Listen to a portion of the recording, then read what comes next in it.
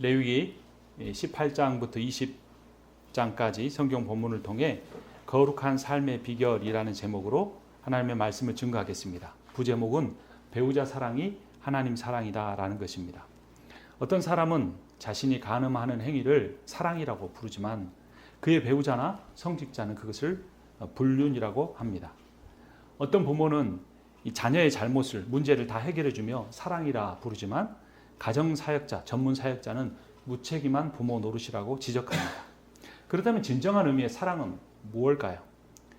사랑과 거룩은 동의어입니다. 그래서 거룩이라는 이 오늘 본문의 표현을 통해서 사랑이 무엇인지 살펴보려고 합니다. 이스라엘 백성은 다른 민족과 구별되어야 했습니다. 그들의 정체성은 거룩한 백성이었습니다. 거룩이란 사랑으로 구별된다는 의미입니다. 하나님이 이스라엘 백성을 애굽에서 구원하셔서 애굽과 구별되기를 원하셨습니다. 하나님이 이스라엘 백성을 가나안 땅에 들여보내면서 가나안 백성과 구별되기를 원하셨습니다. 왜냐하면 사랑하셨기 때문입니다. 레위기 오늘 본문 18장 3절을 제가 읽고 4절을 같이 읽겠습니다. 너희는 너희가 살던 이집트 땅의 풍속도 따르지 말고 이제 내가 이끌고 갈 땅 가나안의 풍속도 따르지 말아라. 너희는 그들의 규례를 따라 살지 말아라. 그리고 너희는 내가 행한 법도를 따르고 내가 세운 규례를 따라 살아라. 내가 주 너희의 하나님이다. 이민 오니까 한국의 문화도 잊어버리고 한국의 예절도 잊어버려요. 점점. 그리고 미국의 문화나 미국의 법도 잘 모르겠어요. 그래서 이스라엘 백성의 입장이 똑같았던 것 같아요. 애굽 땅에 살다가 가나안 땅에 40년 살다가 이제 광야에 40년 살다가 가나안 땅에 들어가니까 우리가 한국을 떠나서 유교적인 관습을 많이 잊어버리잖아요. 부모에 대한 효도, 나라에 대한 충성. 그리고 이제 점점점 미국의 자유로운 어떤 문화에 동화돼 갑니다. 미국은 자유로운 어떤 성 문화를 갖고 있죠. 이혼을 몇 번씩 해도 그게 조금도 부끄럽지 않고 괜찮은 일로 생각하고 있습니다. 그런데 이렇게 뭔가 문화가 혼용되고 헷갈리는 상황을 잘 이용하면 오히려 우리가 한국이나 미국 문화가 아닌 하나님의 말씀, 우리가 방금 읽은 레위기 18장 4절에 있는 하나님의 법도와 규례를 따라 살 수 있습니다. 이스라엘 백성이 가나안 땅에 들어가서 악한 문화를 배웠는데 그중에 악한 성 문화를 많이 배웠습니다. 먼저는 근친상간이었습니다. 레위기 18장 7절 말씀 같이 읽습니다. 너는 내 아버지의 몸이나 마찬가지인 내 어머니의 몸을 범하면 안 된다. 그는 내 어머니인 만큼 너는 그의 몸을 범하면 안 된다.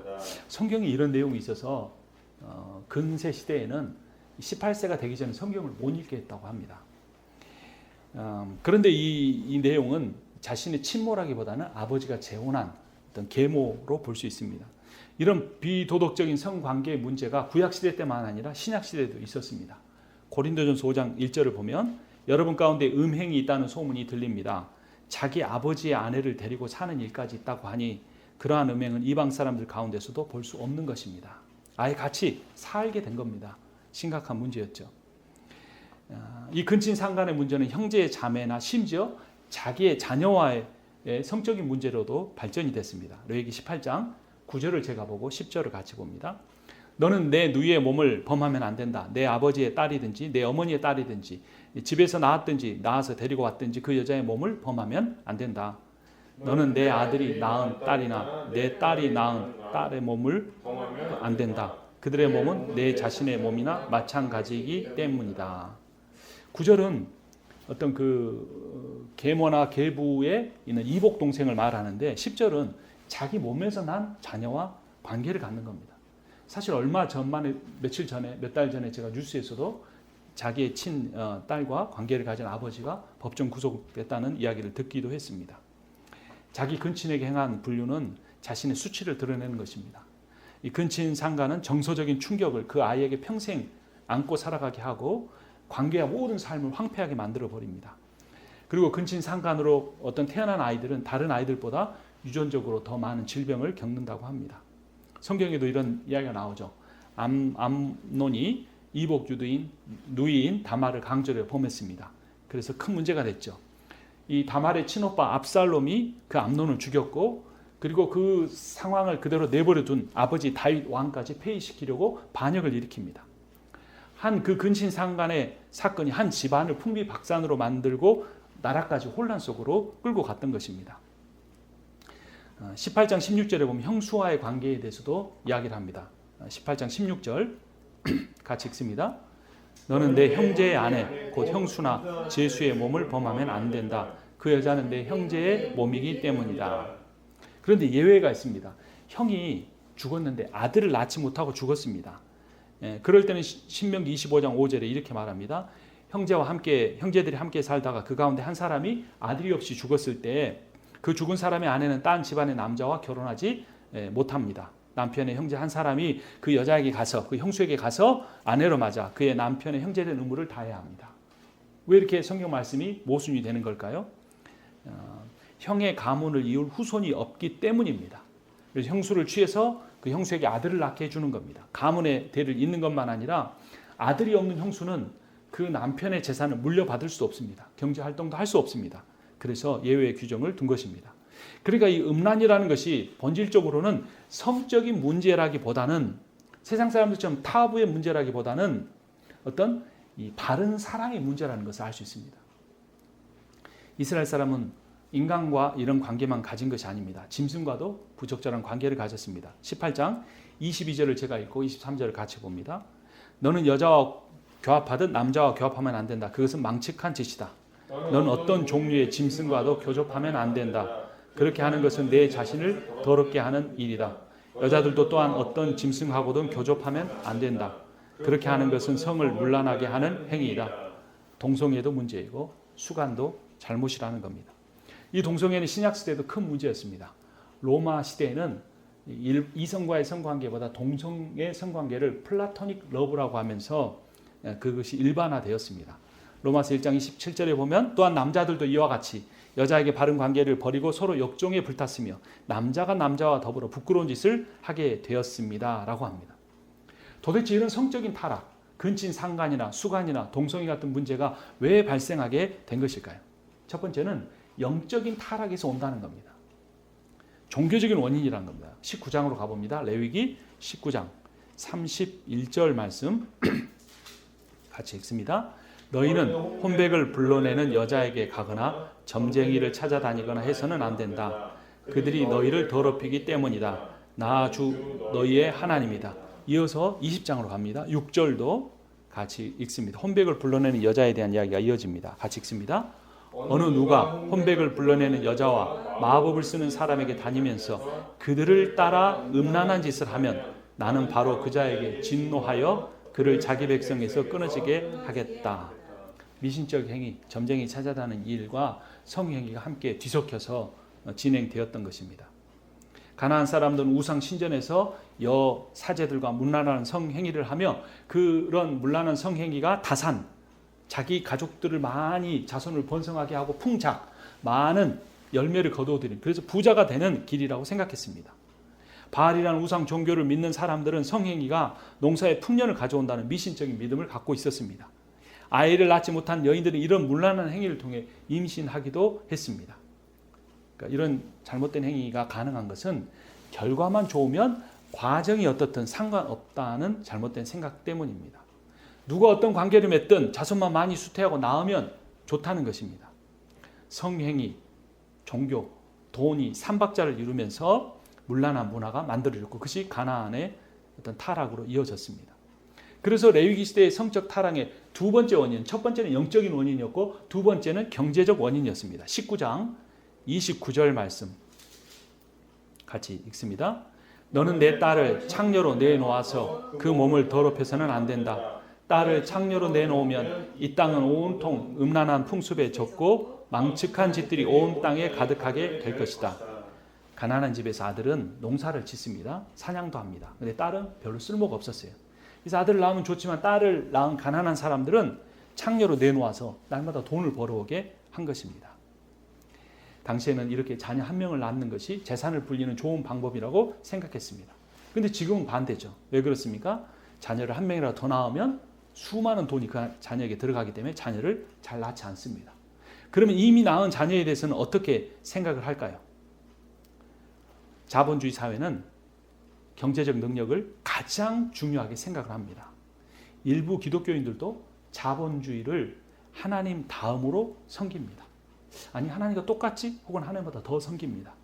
언제부터인가 기독교회가 이 자본주의 시스템을 찬양하고 있습니다. 경제적으로 신분이 상승되는 것을 무조건 복이다라고 간증하고 다닙니다. 교인들을 위한 기도 중에 가장 중요한 기도 제목이 경제적 어떤 상승입니다. 교회가 건물 중심으로 되다 보니까 건물을 사고 유지하는 데 돈이 많이 들고 사역자 중심이다 보니까 수많은 사역자를 두다 보면 돈 없으면 안 됩니다. 교회만 아닙니다. 가정도 가족 구성원들을 경제적 관점에서 대합니다. 만약 내가 지금 살고 있는 배우자가 경제적 능력이 하나도 없어져 버린다면 내가 그 사람을 어떻게 대할까요? 배우자에 대해서만 아닙니다. 앞서 말한 대로 자녀에 대한 것이 가나안 시대와 별로 다르지가 않습니다. 경제적 능력이 자녀를 향한 사랑의 가치까지 결정합니다. 왜 공부를 잘하기 원합니까? 왜 더 사람들이 소위 말하는 인류 대학에 보내려고 합니까? 왜 그러한 대기업에 취직하기를 원합니까? 거의 모든 것이 돈과 관련이 됩니다. 그래서 그렇게 잘 가다가 어떤 한 가족의 구성원이 경제적 능력이 없어지면 마치 그 가정이 커다란 짐처럼 생각합니다.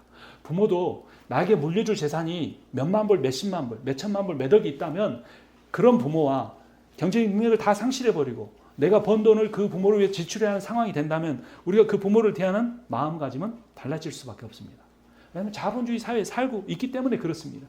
그런데도 불구하고 교회가 자본주의를 찬양하고 있는 것입니다. 교회나 가정만이 아닙니다. 사회도 그렇습니다. 사회는 가장 냉철하죠. 자본주의 사회에서 노동력을 잃은 인간은 부속품처럼 언제든지 교체됩니다. 너 그만둬? 난 다른 사람 데려올 수 있어.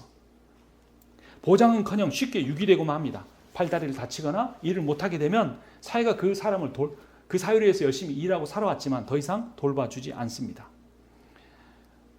돈 없이 살자는 말이 아닙니다. 돈 없이 살 수 있다는 말도 아닙니다. 생각해 보자는 겁니다.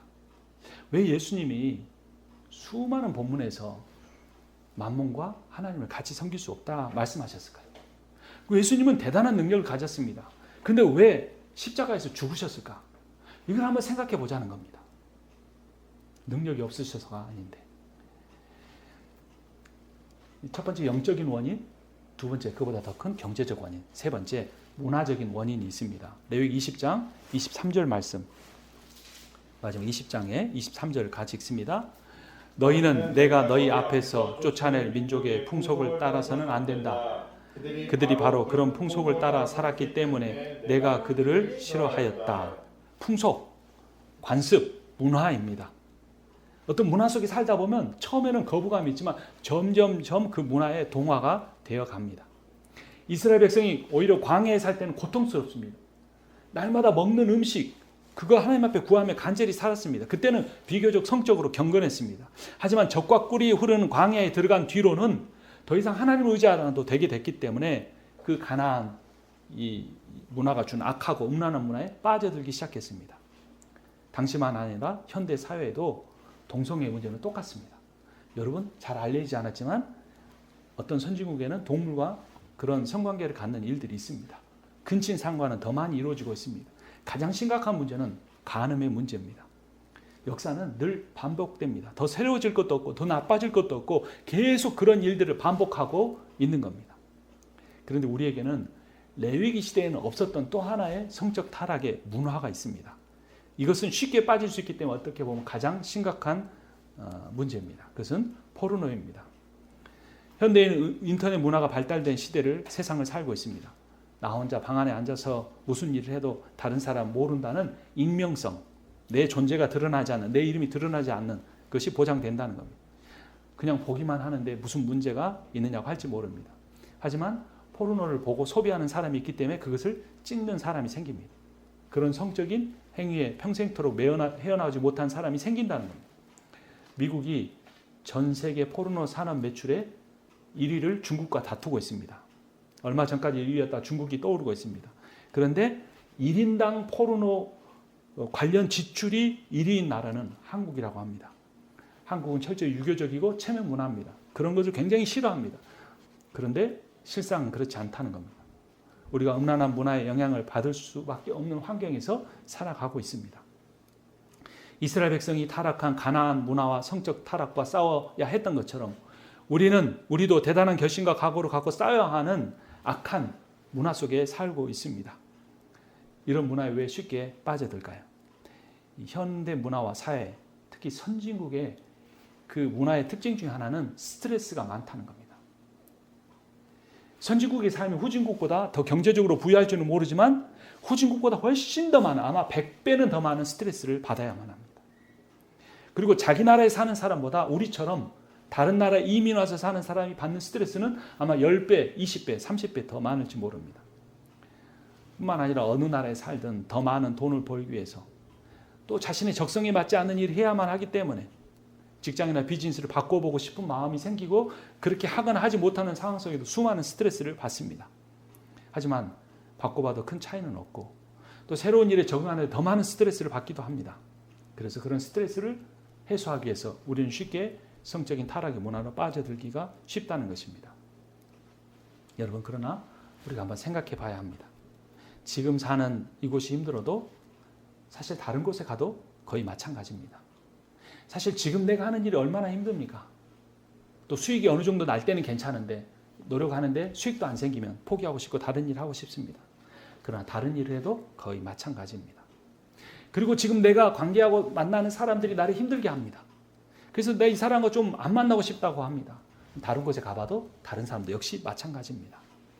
장소나 어떤 곳에 살아가느냐, 어떤 일을 하느냐, 어떤 사람 만나느냐보다 더 중요한 것은 늘 나 자신의 마음의 문제이기 때문입니다.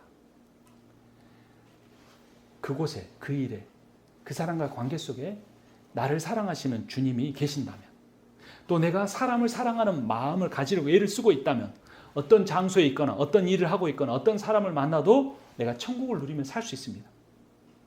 일이나 장소나 사람의 문제가 아니라는 겁니다.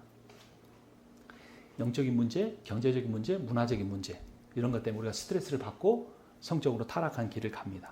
근데 우리가 깨달아야 할 것은 이러한 성적 타락은 그냥 끝나지 않고 무서운 결과를 가져온다는 겁니다. 첫 번째, 성적 타락은 자신을 더럽히고 자기의 가정을 더럽히고 자신이 사는 지역을 더럽힙니다. 레위기 18장 24절을 제가 읽고 25절을 같이 봅니다. 위에서 말한 것 어느 가운데 어느 것 하나라도 저지르면 이것은 너희가 스스로를 더럽히는 일이니 그런 일이 없도록 하여라. 내가 너희 앞에서 쫓아낼 민족들이 바로 그런 짓들을 하다가 스스로 자신을 더럽혔다. 따라서 그들이 사는 땅까지 더럽게 되었다.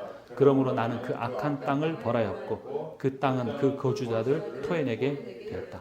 그래서 이스라엘 백성이 가나안 땅에 들어갔지만 바벨론을 포로로 끌려가고 그 땅이 완전히 70년 동안 황폐하게 되었습니다.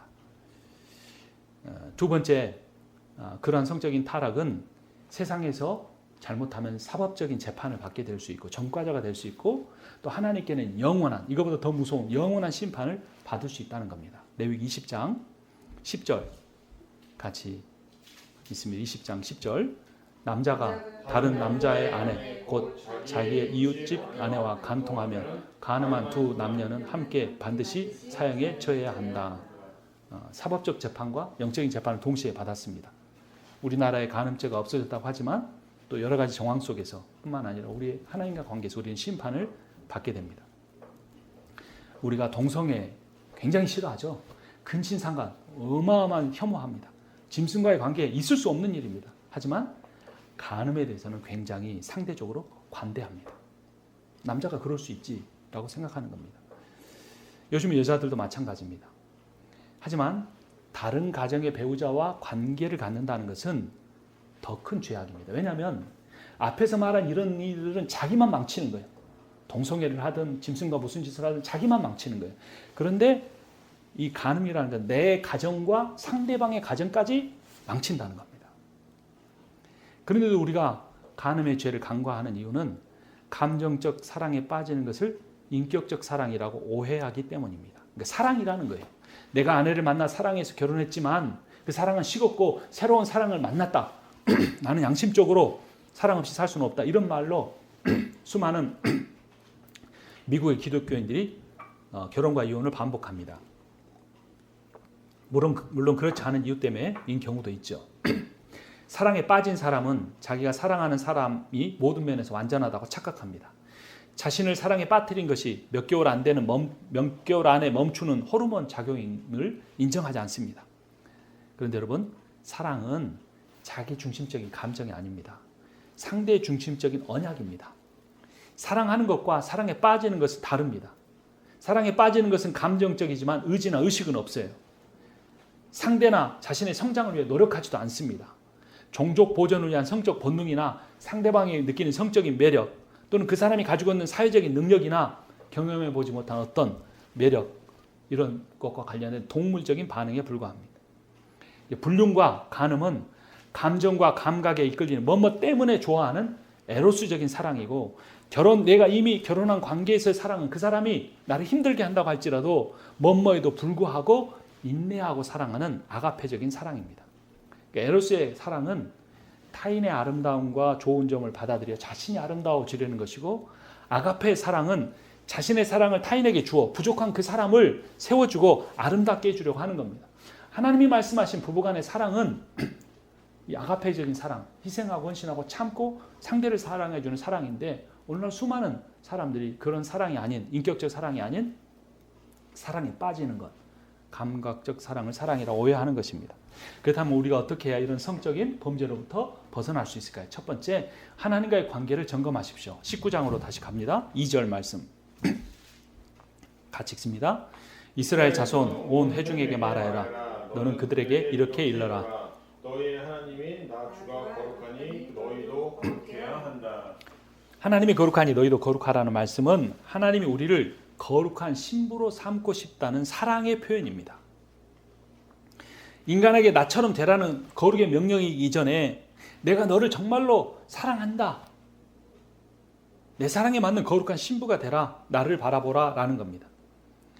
모든 인간의 죄악은 사랑으로 채우기 갈망하는 이 자기 내면의 우주 같은 빈 공간 때문에 외로움 때문에 생겨납니다. 그래서 우리 스스로는 이 공간을 채울 수 없기 때문에 그런데 그것을 뭔가로 채우려고 성적인 걸로 돈으로 사람의 인정으로 채우려고 하기 때문에 죄를 끊을 수가 없는데 그 죄를 끊을 수 있는 유일한 방법이 조건 없는 하나님의 사랑, 변함없는 하나님의 사랑, 영원한 하나님의 사랑이면 된다는 것입니다. 하나님을 믿는다는 것, 그래서 하나님의 사랑을 믿는 겁니다. 하나님을 믿는다고 그분의 존재를 인정하는 상황에 머물지 말고 하나님이 나를 얼마나 사랑하시는가 이해해야 합니다. 그리고 하나님의 사랑을 믿는 사람은 어떤 어려움에서 이길 수 있습니다. 이것을 계속 기억하고 이것을 계속 붙들고 기도해야 합니다. 그래서 믿음은 하나님 믿는다는 것은 하나님의 사랑을 믿는 겁니다. 그래서 하나님과 바른 관계를 가진 사람은 그 사랑의 힘으로 배우자와 올바른 관계를 가질 수 있습니다. 사랑할 수 있습니다. 여러분 한번 생각해 보세요. 인간이 원래 하나였습니까? 둘이었습니까? 하나였잖아요. 근데 하나님 왜 그들을 둘로 나눴습니까? 그리고 나눈 둘을 왜 또 하나 되라고 합니까? 이상하지 않습니까? 하나님 인간이 자신을 떠날 줄 아셨습니다. 그래서 미리 남자와 여자로 나눠 놓으신 겁니다. 그리고 하나님을 떠난 뒤에 그 둘이 하나가 되는 과정이 얼마나 힘든가를 깨닫는 그 과정 속에서 하나님의 사랑이 꼭 필요하다는 사실을 깨닫게 하는 겁니다. 부부관계 속에서 늘 절망하지 않습니까? 그래서 그 부부관계에서 충족되지 못한 걸 뭔가 다른 곳에 찾으려고 하지 않습니까? 그 상황을 하나님 주신 이유가 내가 하나님을 떠나 살고 있다는 걸 깨닫게 하시기 위함이라는 겁니다. 배우자의 관계가 문제가 아니라 내가 하나님을 말로는 믿는다고 하지만 그 하나님의 사랑을 믿지 않는다는 겁니다. 그 하나님을 내가 세상 어느 것보다 사랑하지 않는다는 겁니다. 거기서 배우자의 문제가 가장 먼저 불거지고 그 외에 돈을 쫓는 삶, 쾌락을 쫓는 삶이 이어지게 되는 겁니다. 그래서 에베소서 5장 31절 이하에서 이 사실을 깨닫게 합니다. 그러므로 사람이 부모를 떠나 자기 아내 합하여 그 둘이 한 몸이 되는 것입니다. 이 비밀은 큽니다. 나는 그리스도와 교회를 두고 이 말을 합니다. 그러므로 여러분도 각각 자기 아내를 자기 몸같이 사랑하고 아내도 자기 남편을 존중하십시오. 그러니까 남편과 아내의 이 관계의 사랑이 예수와 교회의 관계, 하나님과 우리의 관계를 보여준다는 겁니다. 그리고 이렇게 하나님 관계를 점검했죠. 그러면 이제 배우자의 관계를 점검해야 합니다. 기독교인들 중에 하나님과의 관계는 중요하게 여기면서도 배우자의 관계는 소홀히 하는 사람이 있습니다. 그런데 배우자의 관계는 하나님과의 관계를 비춰주는 거울입니다. 내가 하나님 관계가 어떠하지? 비춰보고 싶으면 배우자의 관계를 한번 점검해 보십시오. 나는 하나님과의 관계는 좋은데 배우자의 관계는 나쁘다. 아닙니다. 배우자의 관계가 나쁘면 하나님과의 관계도 좋지 않은 겁니다. 미국에서 총기 사건을 일으키는 사람의 3분의 2 정도를 조사해 봤더니 한부모 가정에서 자랐다는 통계가 있습니다. 3분의 2가 아니라 70%, 80% 가깝습니다. 한부모 가정에 문제가 있다는 의미는 아닙니다. 두 부모가 모두 있어도 아버지나 어머니의 사랑을 충분히 받지 못한 사람들이 사회적인 문제를 일으킵니다. 동물과의 성관계, 동성애, 근친상간, 음란행위 및 간음도 모두 악한 범죄이고 이러한 성향은 정상적으로 받아야 할 사랑을 충분하게 받지 못하고 자란 성장 배경에 있다는 겁니다. 근데 여러분, 지난 일을 돌이킬 수 있습니까? 내 부모를 바꿀 수 있습니까? 과거로 돌아갈 수 있습니까? 안 됩니다. 그럼 우리에겐 소망이 없는 걸까요? 이러한 것을 이길 수 있는 방법은 복음뿐입니다. 예수의 십자가 죽음을 통해 부어진 하나님의 사랑을 깨닫는 것뿐입니다. 그래서 그 복음 안에 우리가 설 때 이제 그러면 어떻게 배우자의 관계를 이렇게 만들어 가야 할지 우리가 기술적인 문제도 테크니컬한 문제도 잘 살펴봐야 합니다. 의외로 아주 사소한 것에서 관계가 나빠집니다. 뭐냐면 배우자가 무엇을 원하는지 알려고 하지 않아요. 그 배우자의 필요를 내가 어떻게 채워줄까를 생각하지 않아요. 그리고 부모를 싫어하면서도 부모가 나를 사랑하지 않았던 걸 원망하면서도 과거에 자신의 부모가 생활했던 방식을 그대로 습관적으로 살아요. 그래서 부모에게 그리고 더군다나 부모가 했던 좋은 건 안 배우고 부모가 했던 나쁜 거는 또 갖다가 골라서 자기의 배우자에게 하고 자기 생활에 실천합니다. 근데 여러분 이런 건 거기서 벗어나는 건 힘들죠. 그래서 사랑이란 절대 저절로 되는 게 아닙니다. 배우고 노력하고 훈련하는 겁니다. 죽을 때까지. 그래서 내가 누군가를 사랑한다는 사실이 중요한 게 아닙니다. 그 상대방이 내 사랑을 깨달을 수 있게 해주는 방법이 중요한 겁니다. 그렇게 하려면 내 사랑이 일방적이지 않고 상대를 이해하는 데 있어요. 배우자만 아니라 자녀 사랑도 마찬가지입니다. 사람들은 늘 경계선상에 머문다 그래요. 내가 누군가 더 가까워지고 싶은데 경계에만 머무는 거예요. 어떤 그룹에 들어가고 싶은데 그 안에 완전히 들어가지 못하는, 그래서 외로워한다고 해요. 그래서 내가 낮은 자존감을 갖고 있고 불안감을 갖고 있고 우울하고 외롭다고 말해요. 하지만 절대 그렇지 않습니다. 좋은 친구가 없어서 외로운 게 아니에요. 더 대단한 그룹에 들어가지 못해서 그런 게 아니에요. 진짜 외로움은 하나님의 사랑을 모르기 때문입니다. 그리고 내가 사랑하는 배우자와 하나 되지 못하기 때문에 그러는 거예요. 근데 이 두 가지 원인을 내버려 두고 자꾸 다른 데서 찾으려고 하는 거예요. 그럼 어떻게 해야 배우자와 인격적인 사랑을 할 수 있을까요? 표현법을 잘 깨달아야 합니다. 이 사랑의 언어를 알아야 돼요. 사랑의 언어에 몇 가지가 있는데 첫 번째는 말이에요. 말. 어떤 말을 하는가. 두 번째는 상대를 위한 봉사. 그리고 상대가 보내는 시간. 상대가 원한다면 선물해 주는 것. 또는 신체적인, 육체적인 접촉을 지혜롭게 잘하는 겁니다. 말의 표현을 원하는 사람에게 선물은 의미가 없어요. 선물을 원하는 사람에게 어떤 섬김은 별로 의미가 없어요. 행동을 원하는 사람에게 아무리 사랑한다고 말해봐야 그건 소용이 없어요. 그러니까 상대가 원하는 게 뭔지를 알아야 돼요. 어떤 배우자가 가장 중요하게 여기는 사랑의 언어는 신체적인 접촉입니다. 성관계만 아니라 가벼운 포옹하는 거, 팔짱을 껴는 거, 손을 잡아주는 것도 좋아합니다. 어떤 사람은 그걸 매우 싫어하는 사람도 있어요. 그래서 그 사람은 그 사람의 사랑의 언어는 선물을 받는 겁니다. 배우자에게 마음이 담긴 선물을 받는 걸 좋아할 수도 있습니다. 어떤 사람은 비싼 선물을 좋아하기도 하고, 어떤 사람은 마음이 담긴 선물, 어떤 사람은 꽃을 좋아하기도 하고, 어떤 사람은 돈을 좋아하기도 합니다. 그러니까 그 사람이 어떤 선물을 좋아하는가 관심을 가져야 되는 겁니다. 어떤 사람은 선물이나 말보다 함께 시간 보내는 걸 좋아하는 사람이 있습니다. 그래서 부부끼리 대화해야 돼요. 부부와 함께 산책하는 시간을 갖는 것, 그런 사람과 운동하는 것, 영화 감상하고 대화하는 것이 필요할 때도 있습니다. 어떤 사람에게 있어 사랑의 언어는 그 자체로 말인 경우가 있습니다. 그 배우자를 인정해 주는 것, 칭찬하는 말, 특히 남자들에게 이게 필요합니다. 칭찬해 주고 인정해 주지 않으면 변화되지 않는 남자들 99% 이상 될 수 있습니다. 한국말하고 영어가 여러분 다르죠? 사람들마다 사용하는 사랑의 언어도 다릅니다. 상대에게 사랑을 잘 표현하려면 그 사람이 영어를 쓰는지 불어를 쓰는지 중국어를 쓰는지 잘 알아야 되는 거예요. 그래서 다른 사람이 어떤 일을 하게 하는 가장 지혜로운 방법은 그 일을 해달라고 조르거나 왜 그 일을 하지 않느냐고 불평하는 것이 아니라 칭찬할 게 없어도 조그만 일만 해도 다른 일을 통해서라도 칭찬하는 겁니다. 특히 남자는 더 그렇다는 겁니다. 그런데 이런 것이 채워지지 않는 사람은 사랑의 고백을 하기는커녕 쉽게 분노합니다. 분노는 사랑의 고백을 듣기 원하는 사람에게 상처를 줍니다. 자신에게 분노 조절 장애가 있다면 매우 큰 감정의 변화가 있을 때마다 그것을 구체적인 사건에 내용과 함께 한번 적어보십시오. 하루에 3번만 화날 때마다 그것을 적어보십시오. 그리고 그 기록, 화가 났던 내용과 자신의 감정의 상태를 가족과 함께 나누면서 훈련하다 보면 자기의 감정에 대해서 객관적으로 대할 수 있게 됩니다. 감정은 나쁜 것도 아니고 좋은 것도 아니고 중립적인 것이기 때문입니다. 근데 문제는 그 순간적인 감정을 내가 인식하지 못하고 행동으로, 말로, 즉각적으로 표현해 버리는 겁니다. 배우자에게 못하면 자녀에게 꼭 그렇게 합니다. 그리고 그 습관을 고치려고 하지 않아요. 꼭 기록해 보십시오. 무엇 때문에 자녀에게 화냈는지 사건을 기록하고 그때 내 감정이 어땠는지 그걸 3개를 기록해서 배우자와 나눠보고 자녀와 함께 나눠보십시오. 장난감을 사달라는 아이에게 야단을 치면 아이가 죄책감을 갖는다고 합니다. 화를 내며 짜증을 내는 아이에게 더 큰 화를 내서 제압하면 아이가 나중에 표현하는데 장애를 겪는다고 합니다. 이렇게 자란 아이들은 결혼한 뒤에 배우자에게 감정 표현이나 대화를 못합니다. 직장 상사에게도 그렇게 하지 못해서 직장에 오래가지 못합니다. 내가 그 아이를 제압했다고 아이가 잘 자라는 게 절대 아니라는 겁니다. 만약 내가 그런 부모였다면 지금이라도 자녀에게 용서를 구해야 합니다. 대충 미안하다고 말하는 게 아니라 구체적으로 내가 너에게 그렇게 했을 때 네 감정이 어땠는지를 묻고 그 자녀에게 용서를 구해야 하는 겁니다. 자녀에게 구체적이고 진심 어린 사과가 그 자녀에게 교회에 다니라고 잔소리하는 것보다 훨씬 더 중요한 일입니다. 상대방의 말에 쉽게 욱하고 분노한다면 이제부터는 내가 상대의 말에 귀를 기울이는 훈련을 해야 합니다. 화가 날 때는 되도록 입을 닫는 훈련을 하십시오.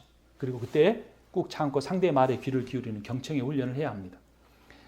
마음이 부드러워졌을 때, 내 화가 가라앉았을 때 말하는 습관을 들여야 합니다. 좋은 관계는 상대방 말에 경청하는 데서 시작됩니다. 다른 일을 멈추고 상대에게 시선을 고정해야 합니다. 나의 이성을 멈추고 상대방의 감성에 집중해야 합니다. 그 사람의 말만 아니라 표정도 보고 몸짓도 보고 절대로 말을 중간에서 끊지 않아야 합니다. 분노하는 배우자, 분노하는 부모와에서 자란 자녀는 자존감이 매우 약하다고 합니다. 어렸을 때 엄격한 부모에게서 인정받지 못하고 자랐기 때문입니다. 사람에게 있어서 가장 큰 욕구는 인정받음입니다. 그리고 인정받고 싶은 제일 대상이 누구냐? 선생도 아니요, 직장 상사도 아니요, 동료도 아니요, 부모와 배우자입니다. 부모는 더 이상 우리가 어떻게 할 수 없다면 가장 중요한 이제 남은 마지막 희망은 배우자뿐입니다. 상대방에게 칭찬하는 말, 상대를 인정하는 말, 상대를 존중하는 말을 어렵겠지만 우리가 한마디씩 우리가 하기 시작해야 합니다. 설거지, 청소, 직장 생활, 성적, 아주 사소한 것까지라도 9가지를 지적하고 1가지를 칭찬했다면 이제는 9가지를 칭찬하고 1가지를 지적하는 삶으로 조금씩 바꿔 가보십시오. 이게 자녀 인생을, 이 가정의 문제를 완전히 바꿀 수 있는 가장 큰 비결입니다. 아무리 돈을 들여서 좋은 학교를 보내고 아무리 돈을 들여서 자녀에게 좋은 옷을 입히고 맛있는 걸 입히고 좋은 집에 살게 해도 아무런 소용이 없다라는 겁니다. 상대와의 갈등이 생겼을 때 자기 입장을 합리적으로 입증하려고 하지 말고 왜 저 사람이 화가 났는지 감정적으로 이해하려고 해야 합니다. 아내의 칭찬은 이미 죽어가는 남편도 살릴 수 있고 남편의 아내에 대한 사랑의 표현은 평범한 아내도 매우 아름답게 만들 수 있습니다. 결혼 생활에서 중요한 것은 앞으로 이렇게 가야 할 비전이 아닙니다. 해결해야 할 문제가 아닙니다. 만들어갈 관계입니다. 교회도 마찬가지입니다. 어떻게 하면 우리가 세워놓은 비전을 이룰 수 있을까? 우리에게 있는 어떤 문제를 해결할 수 있을까가 중요한 게 아니라 지금 소수일 때 관계를 더 회복해 가고 서로를 더 진심으로 사랑하고 내가 상대에게 원하는 것이 무엇인지 말하는 상대 입장에서 생각하고 들을 때 변화가 일어난다고 하는 것입니다. 이제 말씀을 마무리하려고 합니다. 우리에게 만약 비정상적인 성행위에 대한 중독이 있다면 하나님은 우리가 막연한 죄책감으로 평생 괴로워하기를 원하지 않습니다. 예수를 통해 드러내신 하나님의 사랑을 진심으로 받아들이기를 원하십니다. 주님은 우리의 죄를 미워하시지만 그 죄를 미워하시는 것보다 우리의 영혼을 훨씬 더 깊이 사랑하십니다. 여러분, 이 컵 안에 공기가 가득 담겼을 때 어떻게 하면 공기를 빼낼 수 있습니까? 아무리 빨리 손을 휘저어도 공기는 다시 들어갑니다. 이 안에 공기를 빠지게 할 수 있는 유일한 방법은 여기에 물을 가득히 채우는 것뿐입니다. 우리의 내면에 외로움이나 갈등이나 어렸을 때 받은 상처를 아무리 내 노력으로 없애려고 해도 안 됩니다. 유일한 방법은 하나님의 이 사랑을, 예수의 복음을 채워 넣습니다. 그러면 그 안에 담긴 상처는 저절로 사라지게 됩니다. 음란의 죄로, 간음의 죄로, 어떤 여러 가지 죄로 아무리 많은 죄악을 행했다라도 포기하지 마십시오. 마음을 찢고 회개하고 주님께 돌아오면 됩니다. 또 새로운 각오를 가지고 정말 애를 썼지만 몇 달을 못 가서 다시 무너질 수 있습니다. 그래도 포기하면 안 됩니다. 포기하지 말고 절망하십시오. 사람이 절망할 때 주님의 소망이 시작되기 때문에 그렇습니다. 사단의 공격에도 우리가 결코 넘어지지 않는다, 무너지지 않는다는 말은 신자가 죄를 한번 결심하면 전혀 짓지 않고 살 수 있다는 의미가 아닙니다. 변함없는 하나님의 은혜로 죽을 때까지 거룩을 추구하는 삶을 절대로 포기하지 않겠다는 의미인 겁니다. 하나님 우리가 완벽하게 선하게 되기를 원하시는 것이 아닙니다. 하나님 우리가 선하지 않다는 사실을 인정하기를 원하시는 겁니다. 우리는 완전히 무능하기 때문에 예수의 십자가와 복음만이 하나님의 은혜만이 우리를 변화시킬 수 있다고 믿고 의지하는 것입니다. 그래서 거룩해지는 것은 우리가 영성이 대단한 사람이 되는 것이 아니고 매 순간 하나님만 의지한다는, 하나님 없이는 안 된다는 그러한 사람, 겸손한 사람이 되는 것입니다.